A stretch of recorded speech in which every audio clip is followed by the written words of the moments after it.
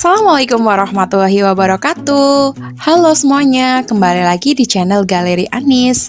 Pada pertemuan ekonomi kali ini, kita akan membahas materi kelas 10, yaitu tentang sistem pembayaran. Nah, pada materi sistem pembayaran part 1 ini, yang akan kita bahas yaitu tentang pengertian sistem pembayaran dan peranan bank sentral dalam sistem pembayaran. Maka dari itu, simak video ini dengan baik ya, untuk memperluas ilmu pengetahuan. Untuk kompetensi dasarnya, yang pertama ada mendeskripsikan bank sentral, sistem pembayaran, dan alat pembayaran dalam perekonomian di Indonesia. Kemudian ada menyajikan peran bank sentral, sistem pembayaran, dan alat pembayaran dalam perekonomian di Indonesia. Kemudian yang akan kita bahas pada pertemuan kali ini yaitu untuk indikatornya, yang pertama mendeskripsikan pengertian sistem pembayaran, yang kedua yaitu mengidentifikasi peranan bank sentral dalam sistem pembayaran. Kemudian untuk indikator yang ketiga dan yang keempat akan kita bahas pada pertemuan ekonomi tentang sistem pembayaran part 2. Jadi, apa sih yang dimaksud dengan sistem pembayaran? Pengertian sistem pembayaran. Jadi, sistem pembayaran itu terdiri dari dua kata, yaitu yang pertama sistem. Sistem adalah kesatuan bagian-bagian yang saling berhubungan yang berada dalam suatu wilayah serta memiliki item-item penggerak. Kemudian pembayaran. Pembayaran adalah komponen esensial dalam transaksi perdagangan, baik barang ataupun jasa. Kemudian sistem pembayaran menurut Undang-Undang Nomor 23 Tahun 1999 tentang Bank Indonesia Pasal 1. Sistem pembayaran adalah sistem yang mencakup seperangkat aturan, lembaga, dan mekanisme yang digunakan untuk melaksanakan pemindahan dana guna memenuhi suatu kewajiban yang timbul dari suatu kegiatan ekonomi. Untuk komponen sistem pembayaran, yang pertama ada kebijakan, kemudian ada hukum, kelembagaan, instrumen pembayaran, mekanisme operasional, dan infrastruktur. Nah, kita akan membahas dari komponen yang pertama, yaitu kebijakan. Kebijakan merupakan dasar pengembangan sistem pembayaran di suatu negara. Kebijakan di berbagai negara sangat bervariasi, mengingat masing-masing negara memiliki sejarah, karakteristik, dan kebutuhan akan sistem pembayaran yang berbeda-beda. Untuk komponen yang kedua, yaitu hukum. Hukum mencakup undang-undang dan peraturan-peraturan yang terkait dengan sistem pembayaran. Termasuk juga aturan main berbagai pihak yang terlibat, misalnya antar bank dan nasabah, antar bank dan bank sentral. Kemudian untuk komponen berikutnya yaitu kelembagaan. Kelembagaan meliputi berbagai lembaga yang secara langsung maupun tidak langsung berperan dalam penyelenggaraan sistem pembayaran. Lembaga tersebut antara lain bank sentral, bank, lembaga keuangan, kantor pos, lembaga clearing, pasar modal, penyedia jasa jaringan komunikasi, penerbit kartu kredit, dan lain-lain. Untuk instrumen berikutnya yaitu instrumen pembayaran. Yang pertama, sistem pembayaran tunai.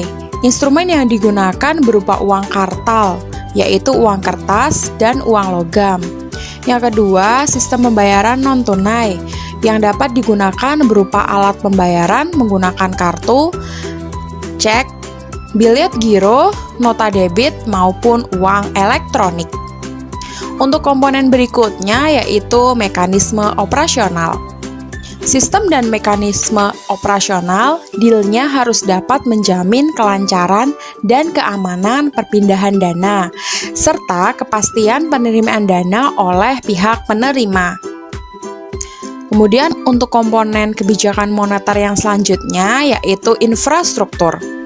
Berbagai komponen teknis untuk memproses dan melakukan transfer dana melalui message format, sistem komputer meliputi hardware dan software, jaringan komunikasi, sistem backup, disaster recovery plan, dan lain-lain. Nah, jadi setelah kita tahu tadi pengertian sistem pembayaran dan komponen sistem pembayaran, jadi apa sih sebenarnya sistem pembayaran itu? Nah, di sini ada skema sederhana tentang sistem pembayaran. Jadi, sistem pembayaran itu dilakukan oleh dua pihak. Yang pertama ada penjual dan yang kedua ada pembeli, di mana penjual menawarkan barang atau jasa kepada calon pembeli.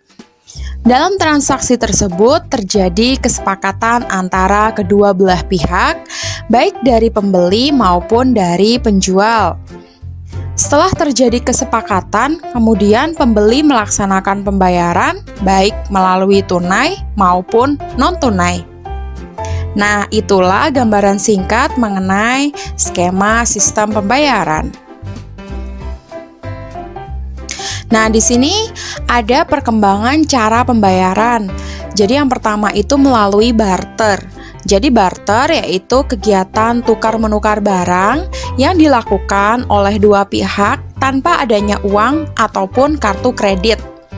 Jadi tukar-menukar tersebut bisa berupa barang dengan barang atau bisa juga barang dengan jasa.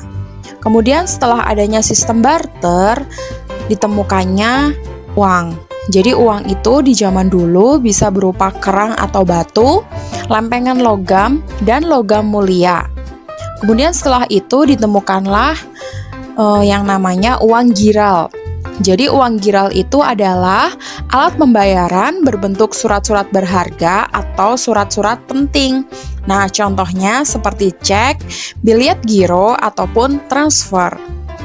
Kemudian setelah ditemukan uang giral, yaitu ada card based payment. Jadi card based payment yaitu kartu yang digunakan sebagai alat pembayaran yang mempermudah alat pembayaran non-tunai yang menggunakan transaksi mekanisme utang. Jadi bisa berupa kartu kredit ataupun kartu debit. Mengapa diperlukan sistem pembayaran? Karena inovasi dalam pembayaran non-tunai berimplikasi terhadap berbagai macam aspek, seperti lembaga yang terlibat, aspek hukum pihak-pihak yang terkait, mekanisme penyelesaian, resiko, yang kesemuanya dapat memberi dampak kepada sistem keuangan maupun perekonomian. Efektivitas dan kelancaran perekonomian sangat dipengaruhi oleh kelancaran sarana pendukung dalam sistem pembayaran. Maka dari itu muncul kebutuhan akan sistem pembayaran yang efisien, cepat, aman, dan handal. Untuk struktur sistem pembayaran terdiri menjadi dua. Yang pertama ada pelaku, kemudian ada instrumen. Untuk pelakunya yaitu individual dan perusahaan, broker dan dealer, bank-bank, keuangan non-bank, dan Bank Indonesia. Jadi, broker itu adalah orang atau perusahaan yang menjadi perantara transaksi antara investor atau konsumen dengan pasar modal. Jadi, broker ini memiliki lebih banyak pengalaman dan pengetahuan dalam bertransaksi. Nah, untuk struktur sistem pembayaran berikutnya yaitu instrumen. Instrumen terdiri menjadi dua, yaitu tunai dan non-tunai. Nah, untuk non-tunainya itu contohnya bisa berupa cek, kartu pembayaran, giro, dan lain-lain. Lalu, mengapa sistem pembayaran perlu bagi perekonomian? Nah, inilah peranan sistem pembayaran. Yang pertama, untuk memfasilitasi alokasi atau perpindahan dana secara efisien, aman, dan cepat untuk mendukung transaksi perekonomian. Kemudian peranan berikutnya yaitu sistem pembayaran yang handal akan mendukung efisiensi dan efektivitas fungsi intermediasi lembaga keuangan. Peranan berikutnya yaitu dalam dunia pasar modal, yang menuntut ketepatan, keamanan dalam penyelesaian transaksi sekuritas, jasa pembayaran oleh perbankan sangat vital.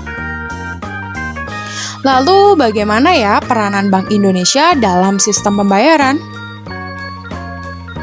Nah, inilah peranan Bank Sentral dalam sistem pembayaran.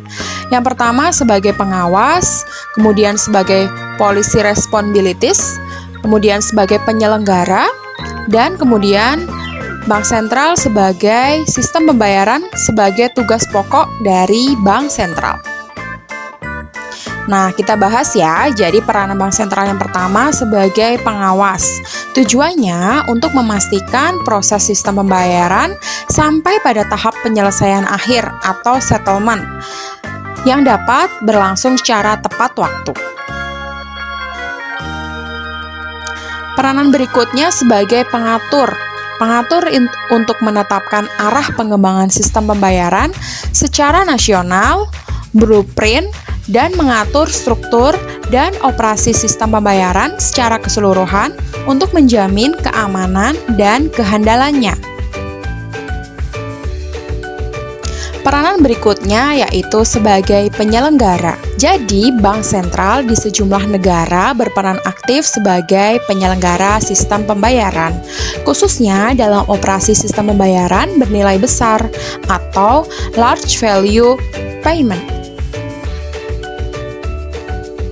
Kemudian sistem pembayaran sebagai tugas pokok Bank Sentral.